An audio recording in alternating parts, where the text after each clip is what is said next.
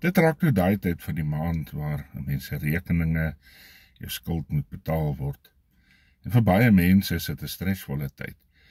Vir baie mense weet hulle nie hoe gaan hulle alles betaal kry nie. Die inkomste is net eenvoudig nie genoeg nie.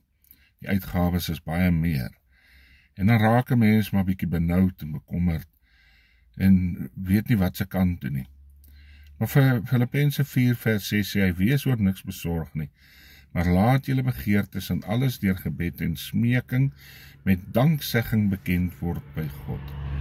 Hy sê ons moet nie bang wees nie, ons hoef nie te vrees nie. Ons hoef nie te vrees die einde van die maand nie, want hy sal vir ons voorsien, hy sal vir ons onderneem. Ek wil 'n gebed doen vir finansies vanmiddag. In die naam van die Vader spreek ek nou oorwinning oor elke finansies. Here, ek wil bid, Here, dat U sal voorsien. Vir die wat bekommerd is, dat U hulle kalmte en vrede sal gee. Hy sê, wees oor niks besorg nie. Dat hulle nie besorg sal wees nie, en dat hulle nou U vrede sal ervaar, wat net van God afkom.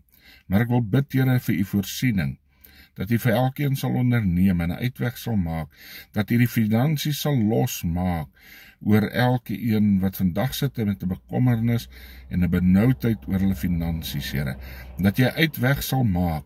Here, soos daai ou koortjie van John Staan sê, He'll do it again, dat hulle self sal herinner.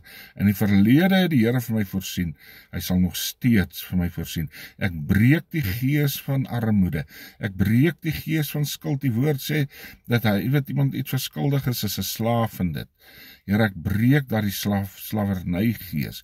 Ek breek die gees van armoede en ek spreek voorsiening.